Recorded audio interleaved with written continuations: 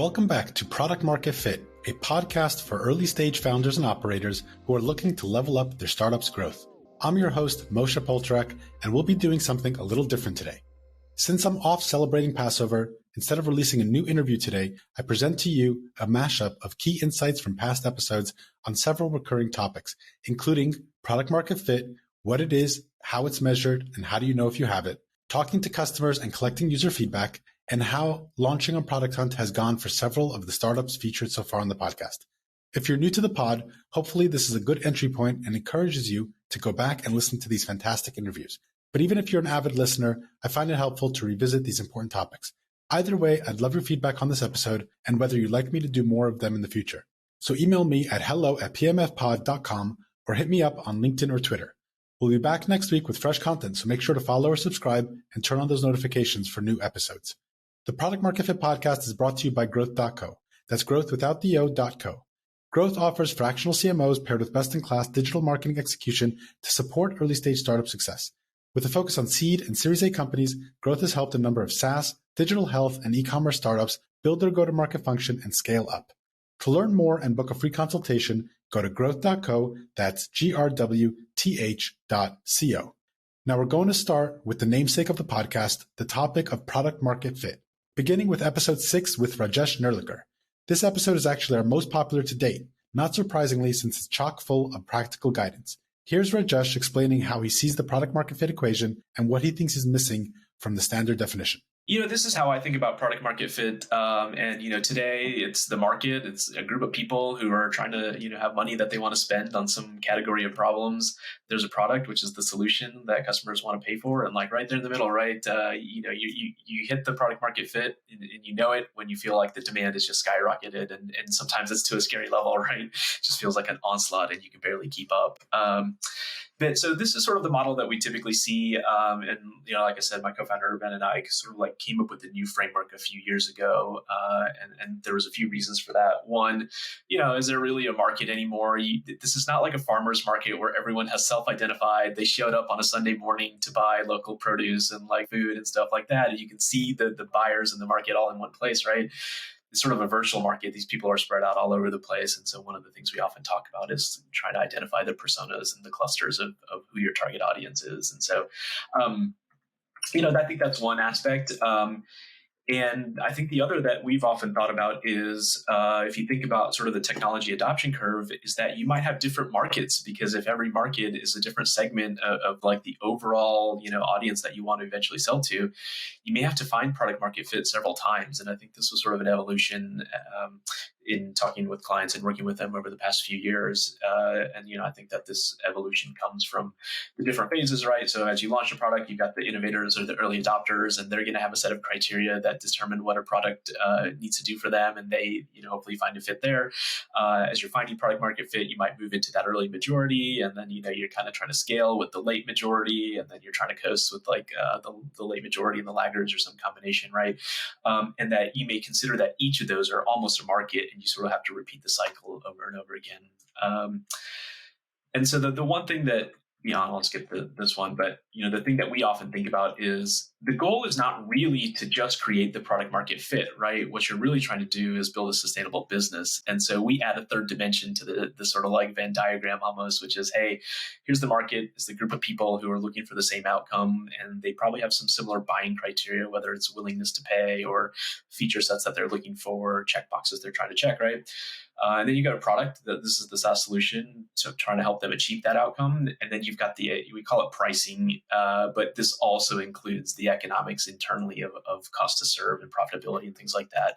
And then right there in the middle, you have the sustainable business, which is what you're really trying to aim for. And while you have to have the product market fit to get to a sustainable business. Our take was that a lot of people kind of miss talking about the pricing side of things, because you can build an awesome product that people love, but it doesn't mean you have a business that you can build on top of that. And that's not necessarily what everyone's going for. So. Absolutely. Product market fit is the buzzword, but I completely agree with you that it's more than just product and market. Pricing is a key component. I think also that messaging and channel are part of that. I know it'll complicate the diagram to include all of them, but where do you see messaging fitting into that product market fit equation when you think about all of these factors that come together in order to have a sustainable business? Yeah, I mean, I think messaging, it starts with convincing the prospect to even consider you in the consideration set, right? Like how do most people decide if they're going to try a new product? They have a need, they start, whatever, they were banging their head against the wall because they were so frustrated perhaps with the existing solutions that were out there, or frustrated with the way they were doing things today. And so I think there's a discovery channel, and that's sort of where channels might come into play. Did I do a Google search and that's how I found out about your product, or did the salesperson outreach? And so I think the messaging really has to do with communicating the value prop in my mind, which is, if you can't explain what your product does, then they're never going to try it to even see if they can actually extract the value from it. So I think it starts there. Obviously, as a product guy, I think a lot about design and the onboarding experience in particular, of how do you help get the customer to the aha moment quickly. I think messaging plays a role there in communicating and orienting the person to like, hey, these are the things you can do inside of our product. Let's get started now. And here's, a simple thing you can do today that we think is going to help you find really great value and hopefully open your eyes or get you excited about using our product on a more regular cadence, right? And the other thing that you mentioned that really resonated with me with regards to having to find product market fit over and over again. And that's a theme that has come up in multiple of these interviews in other episodes, talking to founders, thinking about product market fit not as a binary of yes, we've achieved it or not. And it's more of a continuum of where are we in this particular market at this particular time? Because not only do you need to find product market fit over and over again every time you enter a new market vertical, let's say you launch a new product, obviously those require new product market fit. But like you just talked about, even penetration within a single market, product market fit for the early adopters may look very different than the laggards and everybody in between, right? And even if you're not necessarily changing who you're selling to, but the market changes and product market fit may then change, right? So I really like that point about, continuously evaluating it as you go along. Yeah, that was sort of eye-opening for me. Sorry, go ahead. No, it's a different kind of paradigm, because everybody talks about like, oh, we've achieved product market fit as if it's a destination. Yeah, it's like a one-time thing, and it's like, cool, like I'll let's go. What are some signals that a startup would see if they've achieved product market fit? Or what are some negative signals that might say, hey, we're doing something wrong here? There's that sort of not helpful saying, which is like, you'll know it when you see it. And I think that's true, having gone through a few startups. And like, I think of it a little bit as like, it feels like the dominoes have really, or the first few dominoes have really fallen, and now you're just watching like this explosion of demand for your product. Let me pull up a slide here, because I think these are some of the things that I think about. Is that if you went into our diagram, we kind of talked about what would it mean to find product market fit, but not necessarily have like the full picture, right? And I think they like the product because they feel like it solves the problem. And I think it's better than anything else out there. It doesn't have to be perfect. It just has to be better than anything else out there. However, they might not be convinced on the pricing, right? So most likely they think it's too expensive, but they agree that this is a good product. And so I think that's one thing, is that if you start feeling, you feel like pricing pressures, then I think that's a symptom or a signal that like you're onto something, but you need to revisit the pricing. In this market pricing,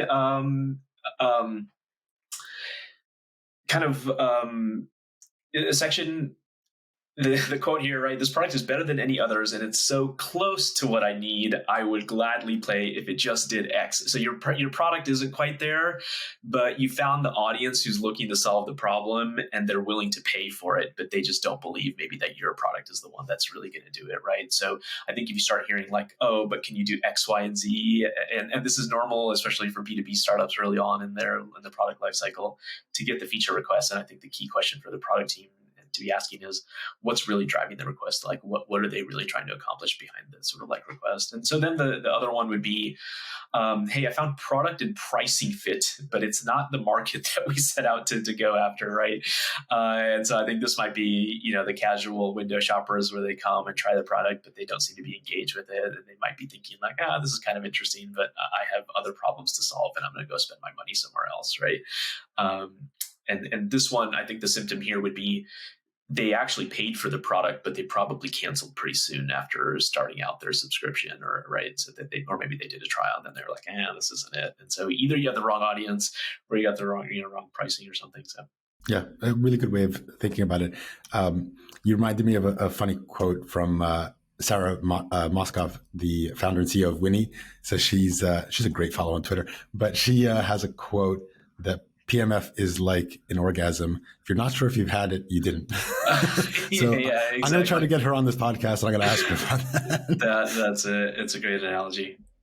I absolutely love that perspective and couldn't agree more with the need to include pricing into the PMF equation. Now let's hear from Jakob Knutzen from episode 12 on how they think about and measure PMF at Butter.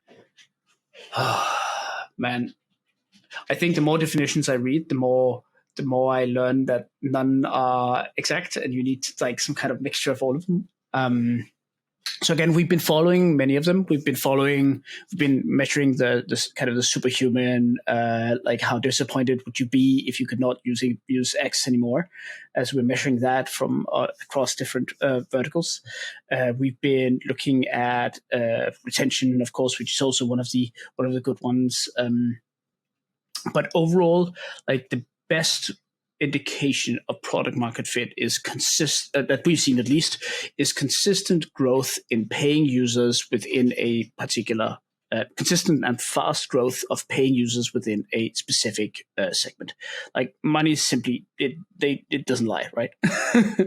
So that's probably the best one that is relevant, right? I mean, if you have an extremely sales-led product, then I mean that's just not like that's never going to happen. That kind of viral growth, right? If you have a consumer product, then I'd argue that you probably do need that kind of viral growth to have real, especially if you're unpaid consumer product like ad-driven models, which you rarely see these days. For a kind of a prosumer product like ours, where we prosumer productivity product, I don't know, there's a lot of fancy ways of calling it, right? I'd say some level of virality and organic growth it's a strong indicator, but again, you also need the caveat of speed of adoption. For instance, I mean, we have a very complex product, and for instance, one of the things we're working very much on now is actually reducing the complexity. We had a bit of feature creep that have made like activation rates and stuff go down over time. So then it becomes hard to get that virality again into overdrive if you have something that takes a long time for people to kind of get and to onboard themselves in. So I totally agree with you that it's way more nuanced than just saying, oh yeah, you need the virality factor and everything just needs to kind of explode. And that's only then do you have true product market fit. Now, we've talked about what product market fit looks like when you have it, but what about when you're missing the mark? Episode 9 with Sara Mauskopf was a fantastic recounting of how her company, Winnie, had struggled early on and how they managed to pivot to success. So I wish we kind of had I wish we had seen at the time that it wasn't working. But I think we kept thinking, well, if we just made it better, if we had these features, if it, just was able to do these 5 additional things, then people will really use it. And we kind of operated like that for a while. Arguably it was, kind of 2 years that we held on to this initial idea, and kept pushing it and promoting it and getting people to use it. And it wasn't until we really did a couple things. Like one, we dug into our data and we were like, does anyone like this thing? Is this useful to anyone? And we measured the NPS, the Net Promoter Score of our users. And, people, if you talk to product people, some people will say it's a valuable metric and other people are like, there's all these problems with it. But directionally, we could see there were basically no promoters. Like no one thought this thing was good enough to recommend it to other people.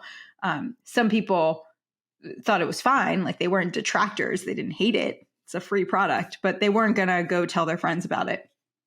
But what we did see was there were some people that were promoters. And so we started digging into like, okay, what are these 5 people doing that no one else is doing? Is there anything we can learn from these people?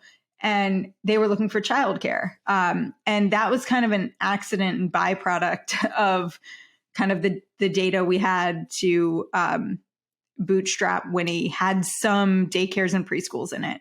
And so some people had downloaded our app and had found these daycares and preschools and had discovered daycares and preschools they didn't know existed. And so we kind of dug into this. And then coincidentally, we were sort of entering the age demographic, or our kids were entering the age demographic where they started to need daycare and preschool and socialization with other kids. And my co-founder, Anne, was looking for preschool for her son at the time and was like, wow, it's like really hard to just even know what preschools exist. And as we started kind of digging into it, what we discovered was that daycares and preschools aren't all online. Like there is not a database of all the daycares and preschools. And when it comes to a lot of the really small daycares and preschools that might operate out of the provider's home or just be a single small center, they may not even have a website. They may not be listed on Google, may not have a Yelp page. Like there is nothing. And so we kind of had this like aha moment that there might be something here, that we, instead of helping parents find places to go with their kids, maybe we could additionally help them find daycare and preschool. We still didn't realize like this could be our whole business. We still weren't at that point. And it was actually like my co-founder, Anne, she just spent a weekend building a database and put it online on a website of every daycare and preschool in San Francisco.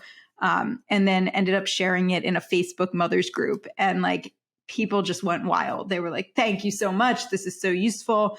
And then people just started sharing it in that same Facebook group and other Facebook groups on their own. And we were kind of in shock because we had just spent like, over a year pushing our free app and no one would ever share it and barely ever comment on it. And here it was like a weekend project and suddenly people were now sharing it without us even asking them to, or us promoting it ourselves really. So that was kind of the big moment where we realized like, this is the thing. And it took some time for us to then, give up all the other stuff we were doing and just focus on the thing. But once we did, the business just took off and everything kind of started working. Yeah. What's interesting now is like, well, now we are smart enough to survey both our parent users and our childcare providers pretty frequently. And we talk to kind of both sides of the marketplace. And what we find now is like, there are extreme promoters. There are people who, we can get testimonials from that this thing has changed their life. Either they found childcare that they could afford and suddenly they could go back to work. Or on the childcare provider side, they filled their open spaces and they were able to stay in business rather than close.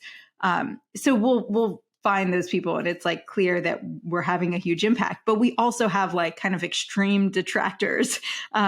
So if someone, contacts a bunch of daycares and preschools and they're all full or they don't get back to them and they used Winnie to do that, they will be so upset and they will be like, your product sucks and I hated it. And, you got to fix this and it's the worst ever.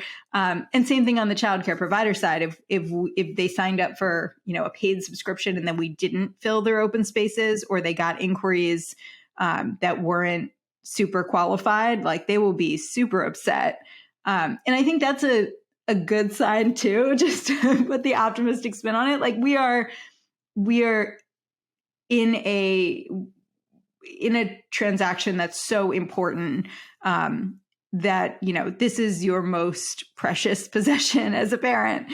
And so it really matters. Like the childcare you find really matters. And so it is important that we do a good job and like people are really counting on us and really need us and are relying on our service. So I think that's also, even though it's never great when, you fail your customers or your users, it's still a good reminder of like, this is something that's really meaningful in the world and needs to exist.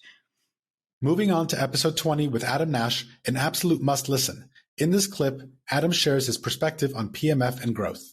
Let's shift gears for a bit and talk about growth and specifically some of the growth lessons that you've learned along your illustrious career. Can you rewind to some specific kind of case studies around growth, let's say with Dropbox, Wealthfront, Acorns maybe? What have you learned around growing these platforms to significant scale, right? So you came in, they were already kind of post-product market fit, somewhat established players, and then you were instrumental in really growing those businesses to be dominant players in their verticals. Any lessons around growth that you want to share with us? Yeah, there's a few lessons, and I've actually blogged a lot about this. Growth as a focus, it's been kind of funny for the industry because obviously there have been people working for decades in marketing that saw their primary value on kind of user acquisition, customer acquisition, right? This is not a novel field or a novel concept. But what happened, I think, with actually the Web 1.0 to Web 2.0 transition is that one of the things that we learned as an industry was not only that growth doesn't just magically happen. There's some danger in this product market fit discussion. People will talk about product market fit as like you flip the switch and then all of a sudden you have so much demand you can't even deal with the customers, and as if it just magically happens. I'm not going to say that there aren't periods of time where that hasn't happened to a few companies out there, but that is not the common case in my opinion, and not something any founder should count on. Usually the way growth happens is concerted effort of people to understand their business, understand how they're acquiring customers, how customers are finding them, how to convert those customers and keep them happy. I know it sounds obvious, but it turns out, that was relatively new. So, obviously, at LinkedIn, I ran core product. We started the first growth team at LinkedIn in my area.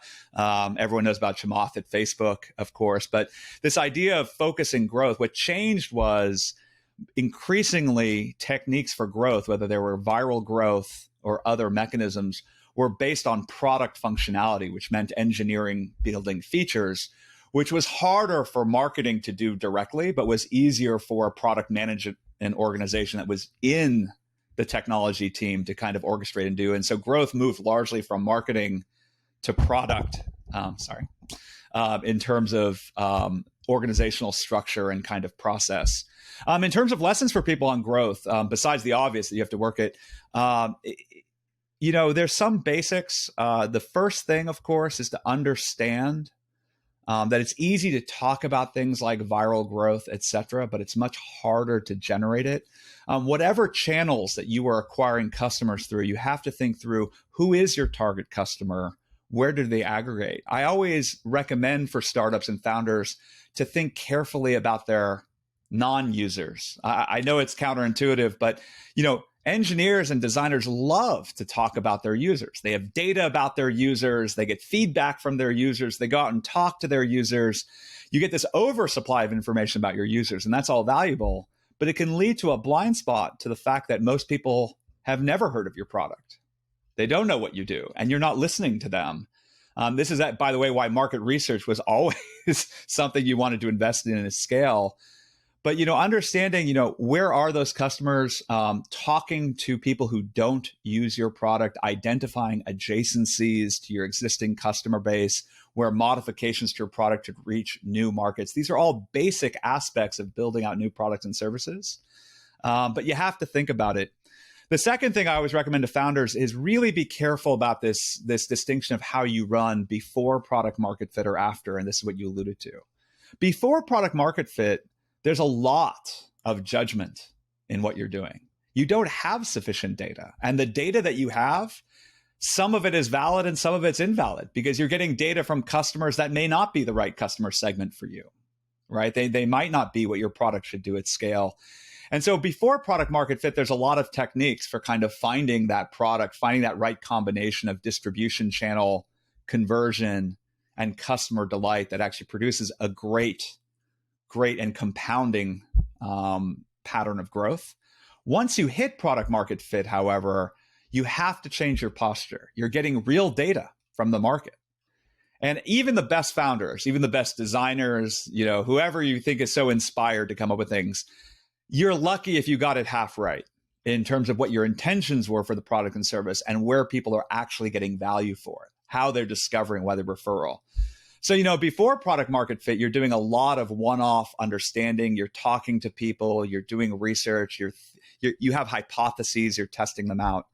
After product market fit, you have to go and look at the data. You have to actually see, how do people talk about this product? Where are they finding it? What are the stumbling blocks they're running into and making the decision to use your product and service? When people leave your service, why are they leaving your service? You actually have this gift. You have real data.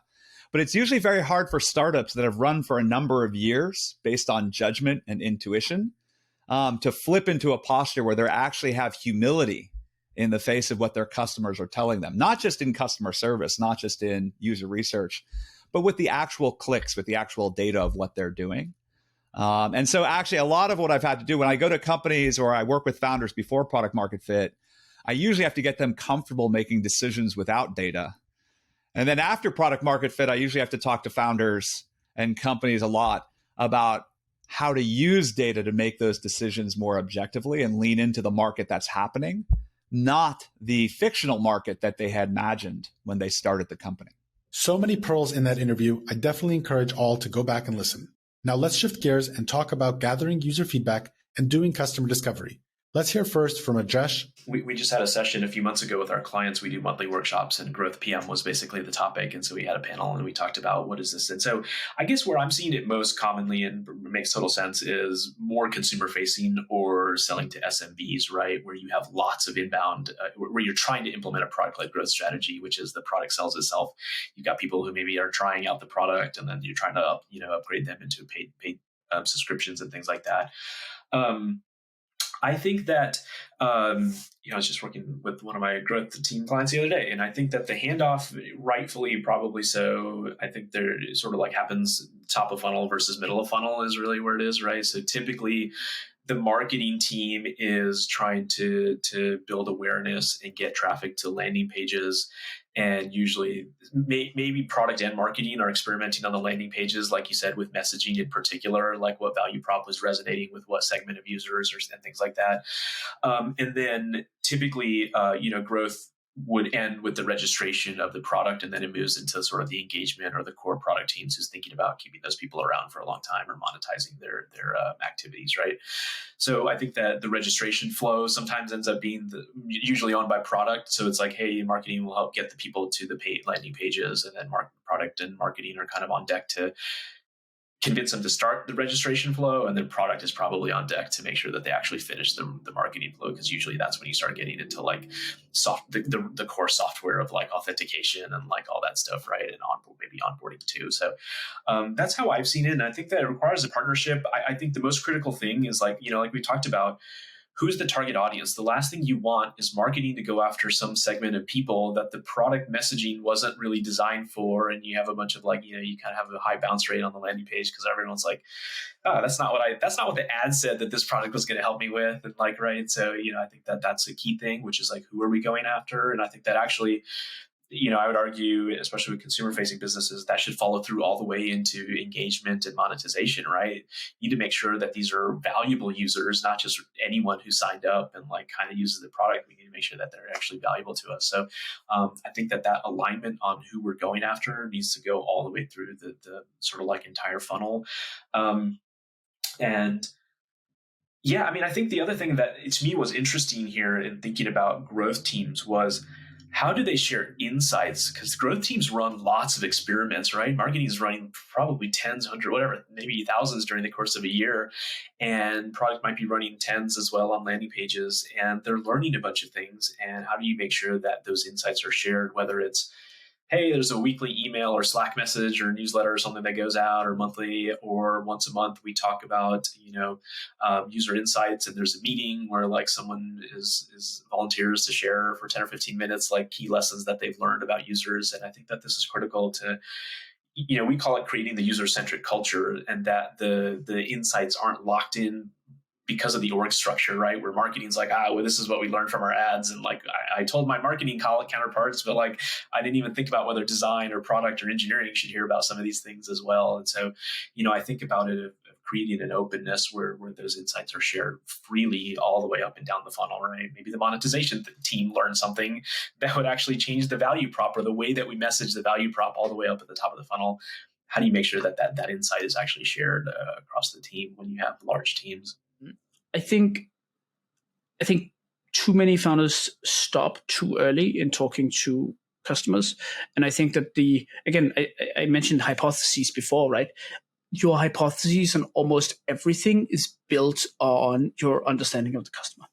Everything called founder intuition, I mean, that's not it's nice and a lot of people talk about it, but I believe that founder intuition is simply the semi-processed, aggregated information that one has gained from talking to a lot of customers and understanding their problems that they're solving.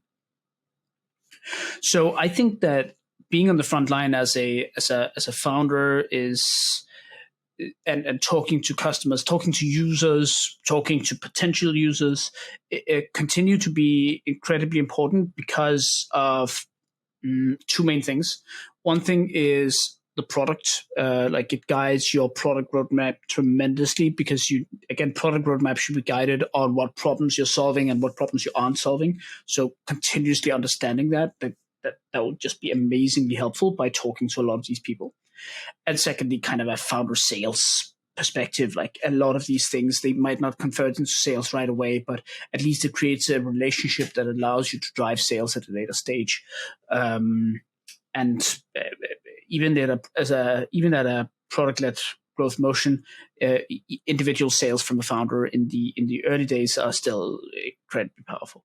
Next up is a clip from my interview with Pietro Saccomani on episode 17 on the related topic of building in public and gathering user input on product roadmaps. When I looked at the product, it looked like you had three main features. You have the kind of the feature request portal where people can submit features. Then you have the bug reporting as well, and you have kind of like this build in public type forum, really, right? It's like things we need your help with or things we want your feedback on, right? How's that used, and what are some of the best practices that you've seen with companies that do build in public, so to speak, right? Their roadmap is visible to everybody, or the product roadmap. They're ranking features based on feedback from their community, and all that is enabled within FeedBear. What are you seeing there, and what are some trends to look out for? Yeah, I think there's a general misconception with public roadmaps, which is what you're talking about. It's very popular, at least among our customer base. It's kind of one of the core problems that we solve as well. And there's a bit of a misconception that essentially you're putting your entire roadmap and making it completely public. And of course, your competitors will see it and will copy everything you do. And it's a nightmare. We're not doing it. It has to be internal only, right? So we often hear that as feedback, and we have the internal only mode, right? We have the privacy features, and we're building a lot in that space as well, because it's genuinely a use case, especially having a mix of public and private. But I think where the value comes from that solution is you're kind of giving something in the form of visibility into what you're working on. You're making the customer feel like they're part of that their voice is listened to, but they also get something back in terms of knowing what's coming. So you're creating space for them to participate, submit their own ideas, but not just, also in a way wanting to stay up to date with what's happening, right? And that has great kind of spillover effects in terms of helping you drive feature adoption, helping you when you're announcing a new feature to essentially have them part of this community, so that when you're going to FeedBear and pick from a drop-down, change status, and make an idea live, quote unquote, by announcing that it's actually now done, you essentially have a customer base that's automatically alerted to it, and of course it's a customer base that's generally far more engaged than the average. So you're giving something with a public roadmap, and you're taking back, I think, a lot in terms of user participation, insights, feedback, and I think you're also in a way responding to a way that has become more and more popular when it comes to building product, and something that has become more and more of an expectation from customers. If you think of crypto and Web3 and all those projects, that kind of idea of participation and working with a community to build something, I think there's a lot of good in that, and there's a lot that even the SaaS community is taking over. And now, our last topic of the day, product launches, and specifically launching on Product Hunt.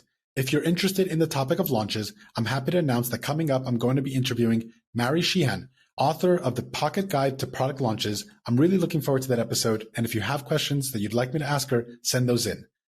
Now, from episode 18, here's Derek Osgood, founder and CEO of Ignition, a platform for managing launches. He talks about the importance of product launches and his company's experience on Product Hunt. Let's get a little tactical. For an early stage startup, you mentioned that you had released or you had launched on Product Hunt a couple of times, 3 times to be specific. And there are a couple, there are other platforms, AppSumo, Kickstarter, other popular kind of events to launch out would be like an industry conference, whether it's like South by, which is happening now, or like TechCrunch Disrupt, or like any of those kind of events. Any thoughts on those type of one-off launches for a company just coming out of stealth mode or trying to announce themselves in the space? Yeah, I mean, so I think it all comes back to your objectives, right? Like in our case, we were not trying to go with a big, giant, splashy, like press launch. We weren't quite at the stage where we felt like the onboarding was quite ready to handle the volume of people that would be coming through if we were to go get press. So there's times when you don't actually want to do those big splashy launches. But I think, like we really like Product Hunt. It's a really simple way for you to just quickly get in front of a lot of people. It's very dependent on who your audience is. Like we tend to sell, like I mentioned, to like founders and product managers, which is very much in Product Hunt's wheelhouse. A lot of people go and try and do their launches on Product Hunt when they're targeting like a broader consumer audience, or they're targeting, like support people, or, something that's just totally orthogonal to who actually hangs out on Product Hunt. And so, in those cases, like it's going to be a flop if you go and try and lean on Product Hunt as an announcement channel. I think tools like Kickstarter are great if you're trying to raise money, but they're also good for just quickly getting a lot of consumer interest as well. So, you really need to pay attention to who the audience is for each of these different channels, because Kickstarter is much more consumer oriented, where it's, you can probably reach a wider swath of people. Product Hunt is very focused on like startup people and founders and product managers.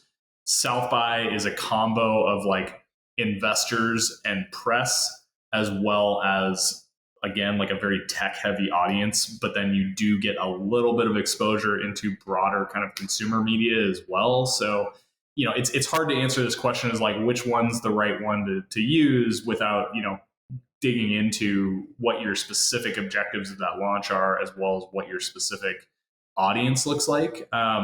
We have used also like AppSumo. We found AppSumo was really, really good for getting like a very large influx of early users, and basically using them for pressure testing that the product was, like usable and ready. And so, a lot of times you can do these launches where they may not be a launch for your company's broader brand awareness among your audience, but you're just trying to get product feedback and make sure that the product is actually like doing the things that you want it to do, and it's not breaking, once it starts handling higher volumes. So you can do kind of these side launches. And this is a very common practice. If you look at, for example, like mobile companies used to be old hat, where mobile apps would launch one version of the new update that they were shipping in the Philippines or some other, country that, was not their primary market. And they would get a lot of feedback, pressure test it in that market, and then release more broadly globally.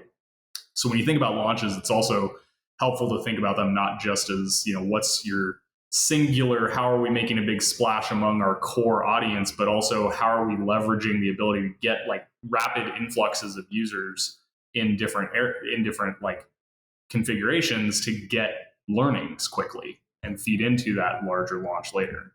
Moving on to Pascal Weinberger, founder and CEO of Bardeen.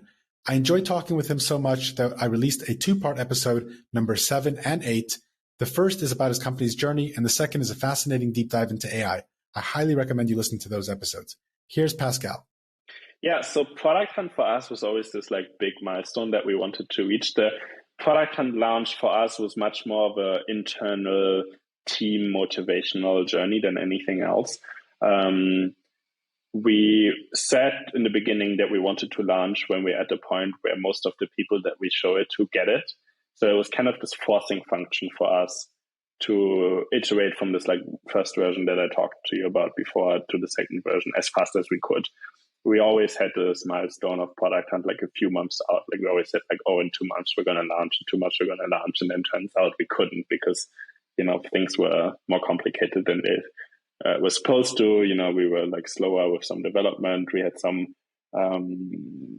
big like insights on the UX and the UI that we wanted to still change and so on. So that was kind of like this inspirational like team milestone for us more than anything else. The actual launch was honestly quite surprising. We didn't expect that much positive feedback. We obviously hustled quite a lot. Like I think Product Hunt at this point, like we talked to a bunch of founders who had successfully launched on Product Hunt before, and they were all like, oh, it's all about like, you have to kind of like follow the right people, talk to a bunch of people. Like a Twitter game has to be strong, right? You have to kind of have some like following before. So that's why we intentionally kind of like waited until we had a user base of like 1,000, I think, people at that time. And then we had some like following on our Twitter. We had some YouTube like following and so on. So we kind of like built an audience before we did the launch so that we would have some initial, it wouldn't like be a completely flop launch in the beginning. And then like once you hit escape velocity on Product Hunt, meaning you're like product 1 or 2 of the day, or maybe 3, then it's kind of a self-fulfilling prophecy where that's the thing that people see when they go on Product Hunt. And then it's all about like, how is your story? Like how compelling can you make your story? We spent quite some time on the launch video, which still today is a very accurate reflection of what the product does and what the problem is we're solving. And it's like very catchy. And that's almost like what people identify with. And then I think another part of our success there was that just like the problem we're solving is something that almost everyone can identify with. Like I'm yet to meet a single person who works on the computer who tells me that they love copy pasting things around and that they find it, amazing. Yeah, I haven't met a single person who tells me that without being ironic or sarcastic, So I think that's kind of like one part of it. And then what you also mentioned before, we launched with a bunch of pre-built automation. So we tried to have a bit of everything in the mix for, the early user group, which was kind of it was a conscious decision to not focus on one specific persona in the very beginning, just so that we would make a tool that becomes a generic platform. Having said that, very quickly we realized like, hey, we need to focus on like 1 or 2 personas. And then we did, and we kind of like narrowed down like the integrations we built around this like early, entrepreneur, startup, founder type persona, which is, time equals money. Like the more you get done, the more likely you're going to be successful. You kind of solve many functions at the same time. Like you kind of like your chief accountant, your product manager, you do user support. You do all these different things at the same time. So having standardized automated processes is a really, really important point. And interesting, you're the early adopter type persona, right? Like you try to get more done with less, and that kind of like makes it a very ideal user group. And then the idea is like we grow with those early adopters. So like a bunch of the users that we had in the early days that were sort of like single users, they now have teams around them.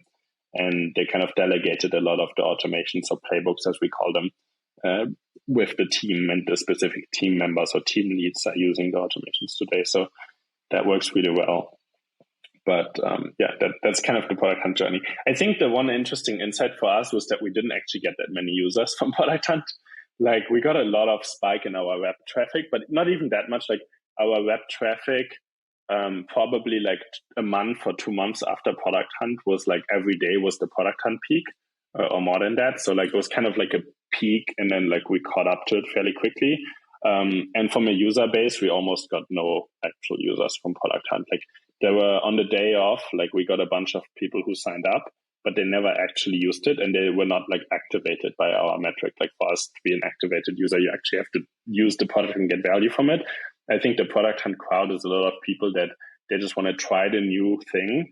They don't necessarily have the problem, and they probably like try 3 different products on the same day, or like 2 or 3, and like keeping them around is really, really hard.